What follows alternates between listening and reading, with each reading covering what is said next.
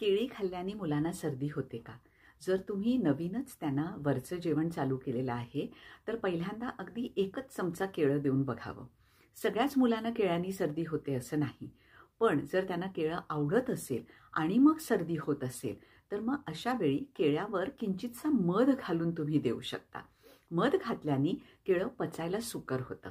आपण लहान मुलांना मीठ मिरी देत नाही, पण मोठ्या माणसांनी जर त्यांना केळं खाऊन कफ होत असेल, तर मीठ आणि मिरी घालून केळं खाल्लं तर तो कफ होत नाही आणि केळ्यामधनं जे पोषक तत्व आपल्याला जायला पाहिजेत, आयर्न आहे, फॉस्फरस आहे, कॅल्शियम आहे, हे सगळे पदार्थ आपल्याला मिळू शकतात.